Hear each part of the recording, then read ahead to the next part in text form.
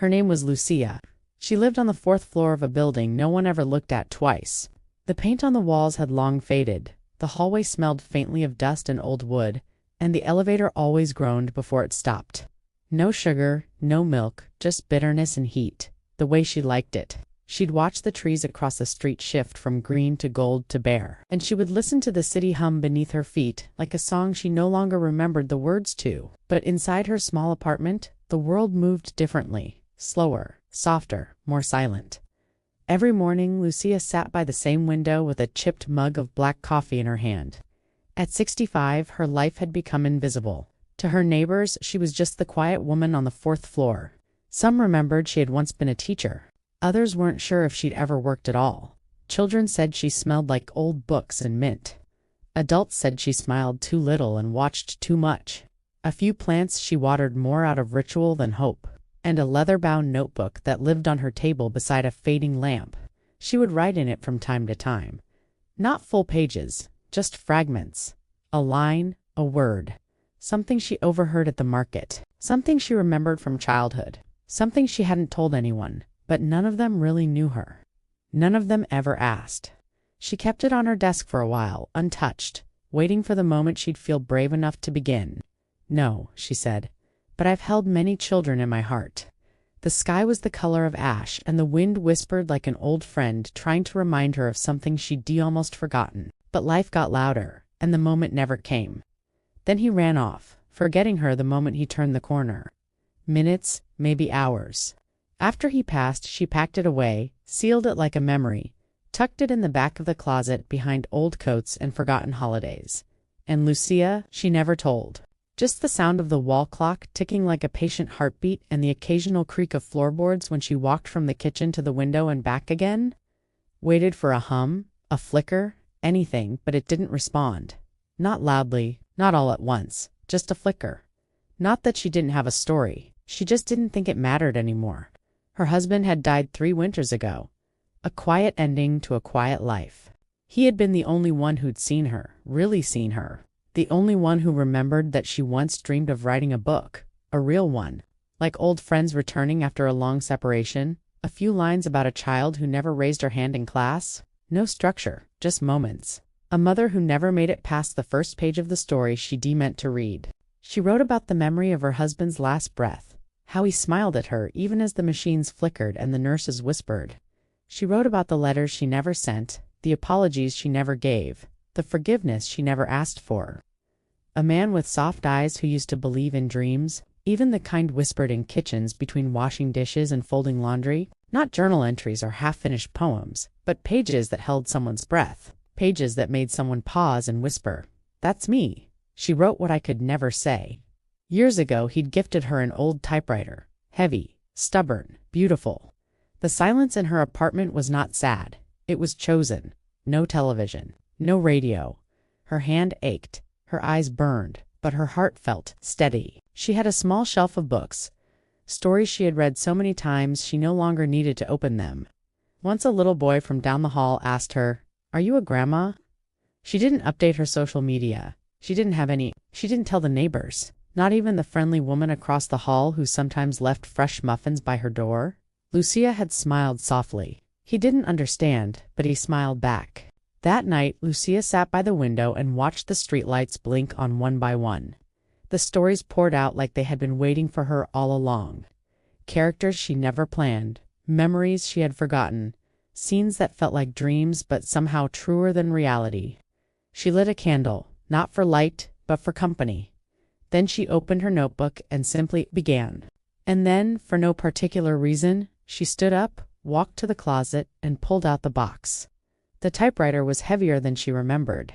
Dust covered its keys, like silence had grown roots into them. She placed it on the desk, plugged it in, so she opened her notebook instead. Took a pen. Turned to the last blank page. She stared at it for a long time. And then she wrote one sentence. "I used to be someone who believed her words might matter." She sat back, exhaled, and in that moment, in that soft, breathless moment, something returned. The tiniest reminder that it was not too late to begin.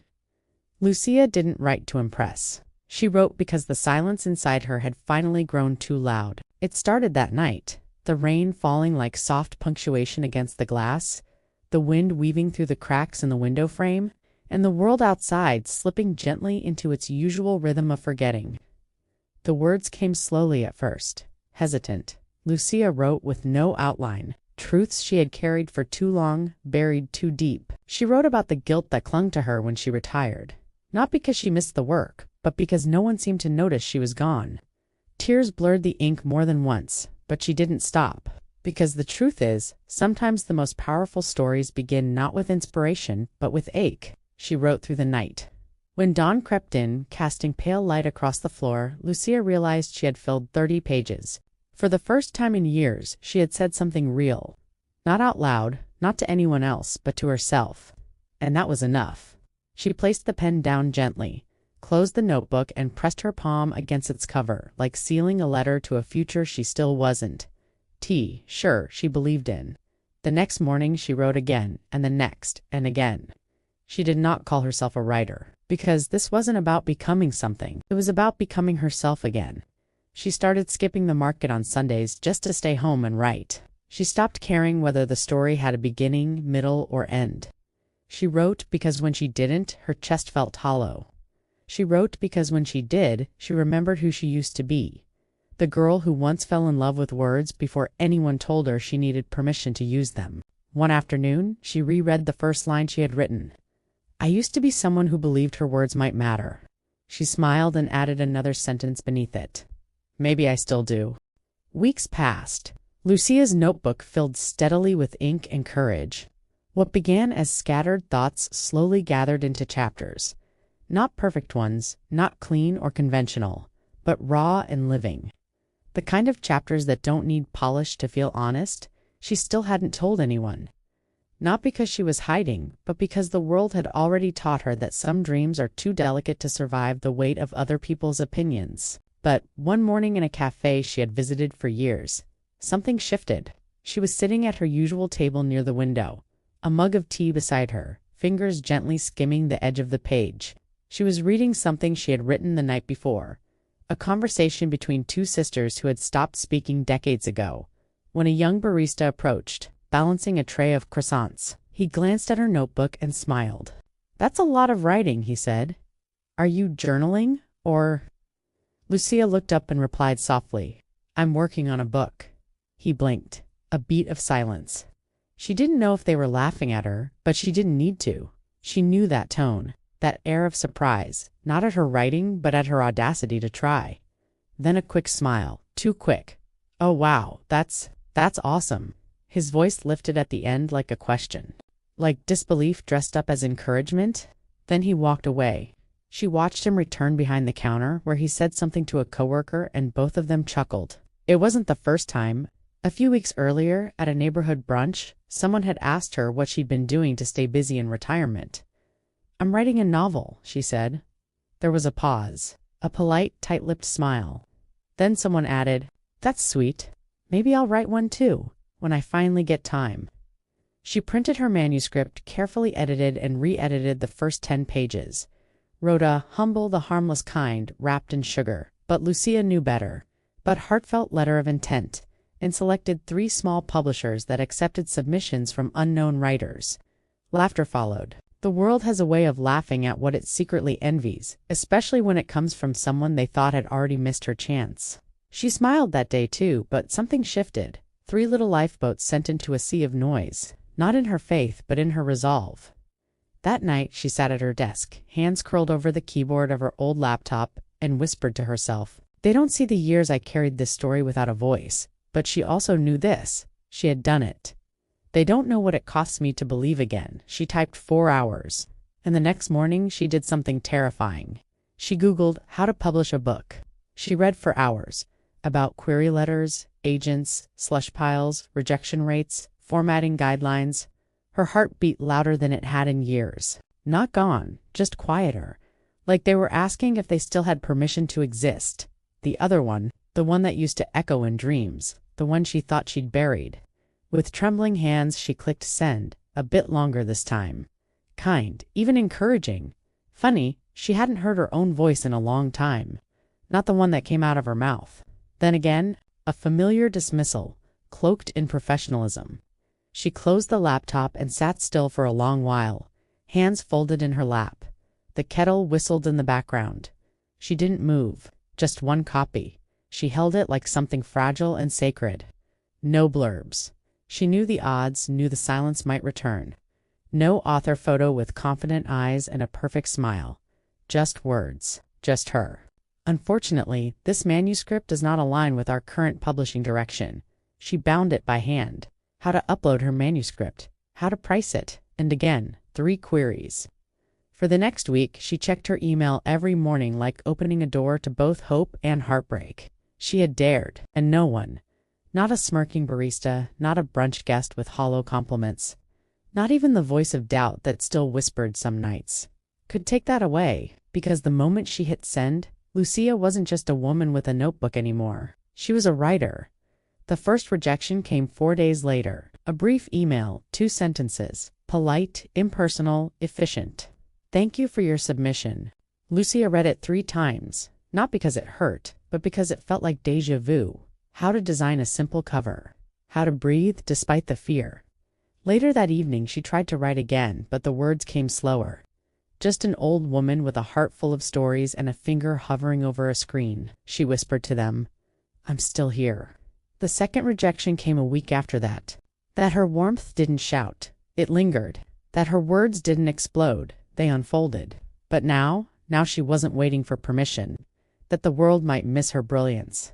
But anyone who stayed long enough would never forget it. You clearly have a strong voice, but the market is very specific right now. Best of luck with your writing journey. Lucia smiled at that one. A strong voice, they said. The third response never came. Days turned into weeks. Her inbox remained still. She printed out the manuscript anyway. It came out in pieces, page by page, from an old inkjet printer that made more noise than it should. It didn't look like much. No glossy cover. She tried 2 more publishers, then 5, then 10. One after another, each door closed before she could even knock. Twice. Too quiet. Too personal. Too slow. We're looking for something more commercial. This doesn't fit our editorial voice. No champagne. No editor with a contract. No press release. Your protagonist is too old for our core demographic. Lucia read that one aloud and laughed. Not out of bitterness, but wonder. So I'm too old to exist in stories now. She whispered the words into her empty kitchen like a challenge. That night, she stood in front of the mirror again. This time, she didn't look away. She thought about her husband, how he used to call her the slow fire. He always said that about her. So maybe publishers didn't want her story, but someone might. She had heard of self-publishing years ago in articles she'd skimmed and dismissed, thinking it wasn't for people like her. She watched tutorials, read forums, took notes. She learned how to format her book for digital platforms. When it was done, she sat at her desk and stared at the screen. The button read, "Publish." It wasn't the ceremony she once imagined. She clicked. Nothing exploded, no music played. But in that small apartment, somewhere between the ticking clock and the silence, Lucia smiled. Not because the world was watching, but because she finally was. At first, nothing happened. The book sat quietly on the digital shelf. Just one more title among millions. Unnoticed, unread, unloved. Lucia didn't expect anything else. She told herself that publishing it had already been the reward. That the real victory was daring to finish something the world never expected her to start. But even so, she checked the download counter each morning. 0, then 0 again, then 1. Someone, somewhere, had bought the book. Lucia stared at the screen like it had spoken aloud. Not the librarian who used to save her large print editions. Not even the nurse who came once a month to check her blood pressure and called her sweetheart. 1 copy. No review. But someone out there, out in the wide, distracted, scrolling world, was reading her. No message, no clue who or where. But it was real. It was real. She didn't tell anyone. Not the woman at the bakery who always asked about her weekend. She held it quietly, like a candle lit in the wind. The next day, 2 more sales. Then 5. Just raw emotion. Saying how this quiet little book by someone named Elle Moretti had touched her in a way nothing else had. She wasn't sure how. Maybe someone had stumbled upon it while scrolling. Maybe a stranger had clicked out of curiosity. Then, on a Tuesday morning filled with gray skies and aching joints, Lucia's email lit up with a name she didn't recognize. Someone commented, "This sounds like it was written by someone who's lived 10 lives in silence. 3 generations, 1 heartbeat." Subject line: "Your book found me." She opened it slowly, cautiously, as if the words might break her if she read them too fast. It was from a young woman named Ava, a college student in Boston who had been going through a season of quiet sadness. No one around her seemed to notice. Ava wrote that she didn't know how she found the book. People sharing their grief, their regrets, their hopes. Some sent photos, tear-streaked faces holding up printouts of the cover. Others asked if she would ever write another. A few said nothing at all, just declined all the requests for Zoom appearances and live readings, not because she didn't care, but because this story was never meant for cameras. Thank you. That she hadn't even meant to read it, but something about the title had stopped her thumb. And then the first line, and then the next. And then she had stayed up until 4:00 a.m., crying softly into her blanket, feeling less alone for the first time in months. Lucia read the email again and again. Her hands trembled as she pressed reply. She didn't say much. Just thank you. And that she was glad the book found the person who needed it. 2 days later, Ava posted a short video about the book on TikTok. When she published, she had done it that way intentionally. Not out of fear, but out of quiet defiance, because it wasn't about her. It was about the story, just her voice. Others thought it was an elaborate social experiment. Someone suggested it was AI-generated because no one writes like that anymore. But the ones who mattered, the ones who really read it, they didn't care who wrote it. They just knew it meant something. No music, no filters, no dramatic cuts. The video went viral in less than 24 hours. A woman with a warm voice and hesitant excitement said hundreds of thousands of views, then millions. People asked where to find the book, who wrote it, why they had never heard of it before. Nothing fancy. People would love to meet the author, even anonymously. Another wrote, "I bought it, read it in one sitting, then gave it to my mom, then my grandma." Lucia's download count exploded, 12,000 in 3 days. She didn't understand how or why, but the internet had found her. Or rather, it had found the story that had waited 6 decades to be told. The last time someone had handed her a microphone, she had been retiring from the school district. And even then, most people just clapped politely and left early to beat traffic. Her inbox flooded. Messages from strangers around the world.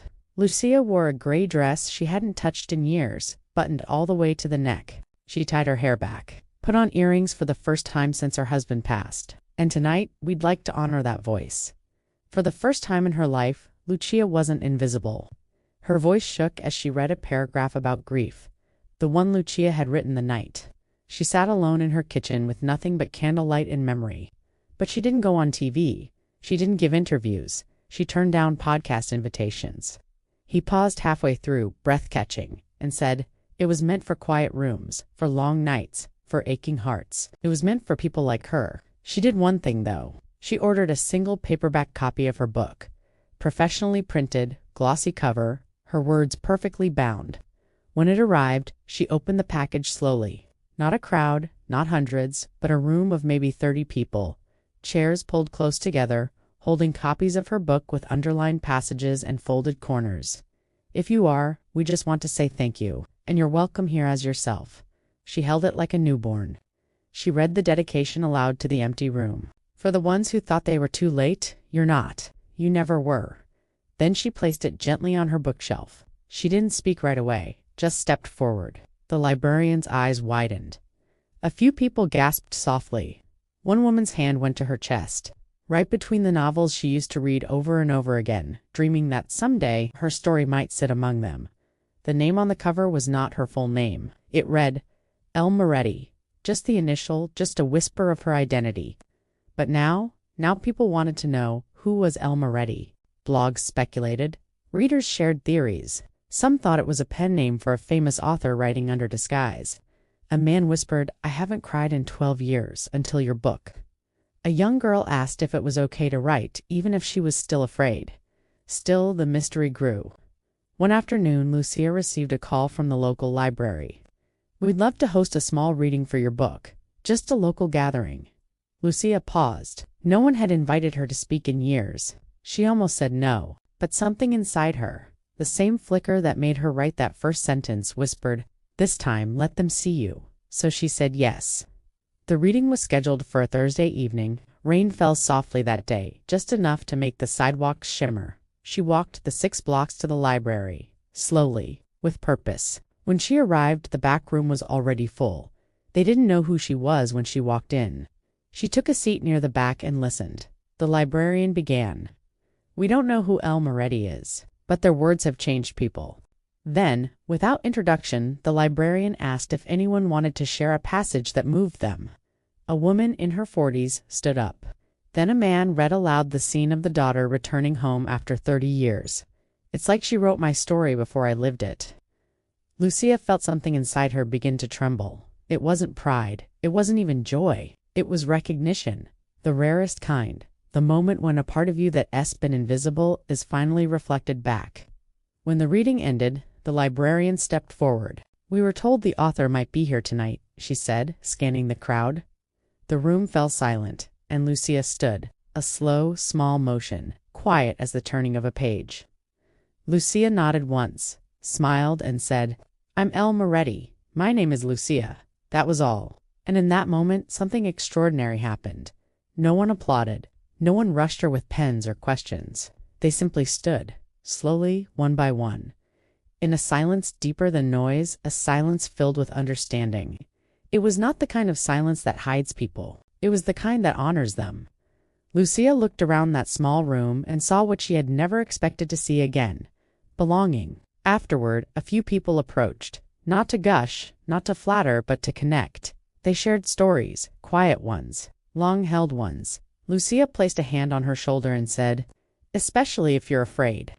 When she left the library that night, the rain had stopped. She didn't rush, didn't hide. She walked home with the knowing that her story had found its way into the world. Not loudly, not through headlines, but through hearts. And sometimes that's the only publishing deal that matters. After that night at the library, something shifted. Not outside. The world still moved the same. Cars still passed her without slowing. Strangers still walked by without knowing who she was.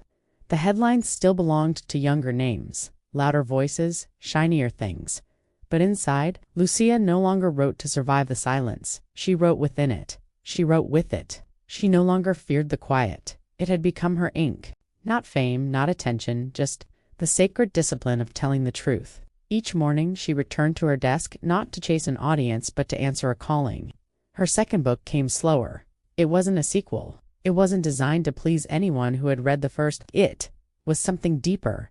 A book about beginnings that come late, about choosing again after decades of being told the choosing time had passed. She called it Still Becoming. And the title wasn't a metaphor. It was her, a teenager from Sweden, a mother from Nigeria, a retired steelworker from Ohio, a grandmother from Vietnam who wrote that. After reading Lucia's book, she enrolled in her first English course.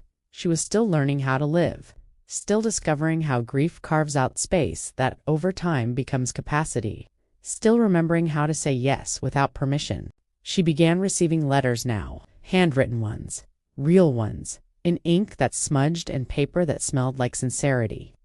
They didn't write to her as if she were famous. They wrote to her as if she were family, someone who had sat beside them on a bench and quietly said, "I know." And in a way, Lucia never sought the spotlight, but the spotlight found her anyway. Not through noise, but through resonance. Her name appeared on reading lists. A bookstore owner in Maine made a whole shelf called Authors Who Started Late. She carried a small notebook wherever she went, filling it with phrases that came unannounced. Some made her cry in public. Others made her laugh out loud. She didn't mind either anymore.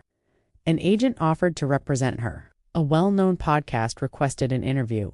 She thanked them kindly and declined. A literary journal published an essay about her work, titled, but as she passed, she quietly slipped a folded note onto the bench beside her. The whisper that drowned the echo. A woman from a publishing house emailed her, offering a formal contract for future work. Because Lucia hadn't written to be heard. She had written to remember herself. She lit a candle. Not because she needed light, but because the ritual mattered. She opened her laptop and stared at the blank screen, and she was still remembering. She spent her afternoons walking slowly through the park, watching birds lift from the branches like ideas she hadn't yet written. There was no shame in feeling. Not at her age, not ever. One day, she passed a young woman sitting on a bench, crying silently behind dark sunglasses. Lucia didn't interrupt, didn't offer advice. It said, "You are still becoming. Please don't stop now." Lucia never looked back to see if the girl read it. She didn't need to. Emails to strangers who had become something like soul friends across continents and time zones. Just a hand across time, across space, across silence that says, "That evening." As the sky turned lavender and streetlights blinked on like tiny promises, Lucia returned to her apartment and brewed tea, not in fear, but in reverence, because she understood now. The blank page wasn't empty. It was waiting. Waiting for a woman who no longer wrote to prove anything, but to offer something. Not answers, not lessons. Never typed it at the end of her books. It wasn't omission, it was reverence. He was the one who first said, "You should write that down." The one who had bought her a typewriter when all they could really afford was groceries. The one who knew she was a writer before she ever dared call herself one. "I was here, and so were you." She sat at her desk with a clean sheet of paper and a pen that felt heavier than it should. She took a breath. No, this one had lived in the back of her heart, unfinished, unspoken, fragile, and began again. Lucia had written many things, chapters, letters, notes, slipped into books at the library. But there was one thing she had never written, not completely, not with final punctuation, not until now, a dedication, not the kind readers see printed at the front of a book. It was meant for someone long gone. A letter he once wrote in pencil on hotel stationery, saying, "I hope you write that book someday. I want to read it for him." Her husband had passed quietly, without fuss or drama, just as he had lived, with a gentle dignity that never asked for center stage, even before there were words. Lucia had never spoken his name in the acknowledgments, but now that her second book was finished, her third manuscript outlined, and her mailbox filled with letters that sometimes sounded like prayers, she realized it was time, not for the world, not for her audience, not even for the next book, but for him. For the version who shelved the typewriter, for the woman who was told it was too late. So one night, when the moon hung low and full outside her kitchen window and the air smelled faintly of jasmine and memory, she wrote, "To you, who saw me before I could see myself, who never needed me to be brilliant to believe I was, who waited through the years when I was too scared to speak. You gave me silence that didn't shrink me. You gave me space that didn't leave me. You gave me time, and when you ran out of it, you left me with just enough courage to begin. This story is not about you, but it is full of you, and it always will be." She didn't cry, not this time. She just folded the paper once, neatly, and placed it inside a copy of her first book, the original print she had kept for herself, still smelling faintly of ink and hope. Then she walked across the apartment and opened the small wooden box on the shelf, the one that held a faded photograph, a wedding ring. She placed her dedication inside the box, closed it, and whispered, "You were the first reader." The room was quiet, but it no longer felt empty. The next morning, she returned to her desk and did what she had done every day since the beginning. She wrote, not for him. She wrote for the space between grief and gratitude, the space where love lives after someone is gone. She wrote for the version of herself that once stood in a classroom, chalk in hand, voice shaking, and she wrote for the people, the many, many people who still believed their best chapters had already passed, because she knew now the heart does not run out of pages. It just waits for us to pick up the pen again. Lucia never planned for recognition. In her mind, the story had already reached further than she'd ever imagined. A few thousand readers, a shelf in a small bookstore, a quiet ripple across hearts she'd never meet. That was more than enough. But the world has a curious way of catching up to the things it almost missed. One morning, Lucia's phone buzzed 3 times in a row. Unusual for a device that mostly stayed quiet. She picked it up and saw 3 new messages, all with the same subject line. "You've been nominated?" She blinked, unsure whether it was spam or some strange coincidence. But each message said the same thing.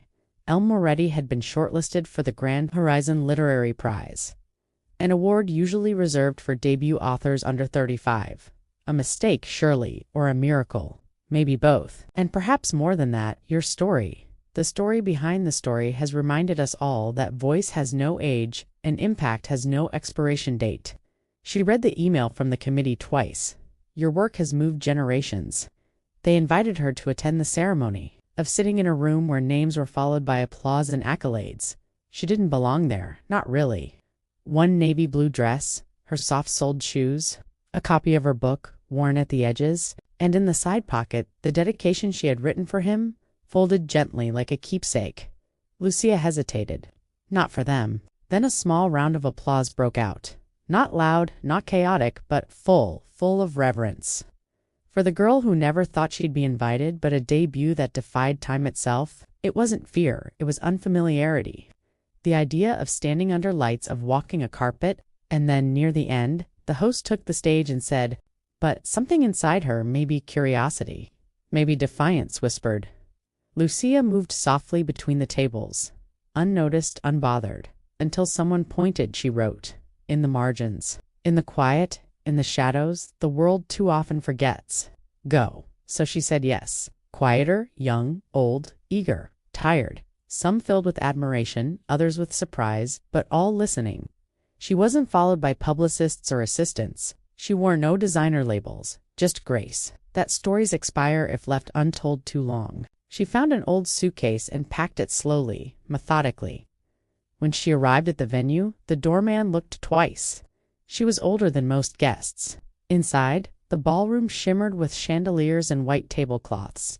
A woman in a red dress whispered, "That's her." Then another. Then a man stood. Lucia smiled, sat near the back. The evening unfolded with speeches and laughter. Writers celebrated other writers. Editors thanked readers. Names were called, awards given. Tonight we honor not just a debut author. He paused. She didn't come to literature through the usual doors. A spotlight shifted toward the back of the room, but one that honored not just her words, but the silence she had carried them through. Please welcome L. Moretti. Lucia Moretti. Gasps. Then silence. Lucia stood. She still wrote. Not out of pressure, not for deadlines, but out of rhythm, out of breath, out of being. She didn't hurry, she didn't tremble. She walked as if each step was a paragraph, each breath a memory. At the podium, she looked out at the faces watching her. A piece that says, I showed up, and it mattered. She didn't bring notes. She didn't need them. Young mothers up late with colic babies, men in rehab. Daughters who never knew how to grieve their mothers. Sons who finally cried. They wrote not because her books had answers, but because they finally felt like they could ask questions. She simply said, I never imagined standing here. Her story had already been told in the only way it needed to be. One page, one reader, one soft thunder at a time. Because I was told many times that the best things in life must be done early, that dreams have deadlines. She paused, but I have learned that the heart does not care how old your hands are, and stories do not wilt with time. They ripen, they deepen. Walls lined with book reports and quotes written in marker. The dream that waited patiently while life happened. She told them how scary it is to begin again, and how sacred. She stood at the front, not behind a podium, but just present. A hush swept the room. So if you have something inside you, a truth, a dream, a page that's waited decades, let this moment be your permission or bestseller lists, or writing schedules. You're not too late, not because you're ready, but because you can't not. You're right on time. She stepped down to the sound of a standing ovation, one she hadn't expected, one she didn't need. Back at her seat, someone leaned in and whispered, You just changed everything. Lucia smiled and replied, No, I just arrived when I was ready. Life after the award didn't change much. Lucia still lived on the 4th floor, still made her coffee black, still sat by the same window each morning with the notebook open and the world turning gently outside. The kind of presence that only comes from a life lived slowly, fully, authentically. Leaves drifted through the air like punctuation marks to a story well told. But something had changed, not in the way people looked at her, but in the way she looked at herself. There was a stillness now, a kind of peace that only comes after you stop waiting for permission. Readers kept writing to her. Teenagers, widows, soldiers, nurses, prisoners. One letter said, You reminded me I'm still becoming, even at 63. Another said, You wrote the ache I couldn't name. And Lucia, she read every word. She replied to most, and to the ones she couldn't find the right words for. She simply whispered a prayer over the envelope before sliding it closed. She didn't do interviews. She didn't accept speaking tours or literary panels or book deals with too many zeros. She didn't need to, but something else happened. One day, Lucia was invited to speak at a local school. A teacher, one of her former students, had reached out. "They think writers are celebrities," he wrote. "I told them the greatest one I ever met used to teach sentence structure and believe in shy kids who never raised their hands." Lucia said yes. The classroom was warm and filled with nervous energy. Desks slightly too small. She didn't talk about awards. She told them about silence. About the years she didn't write, the doubts that kept her company. A girl in the back raised her hand.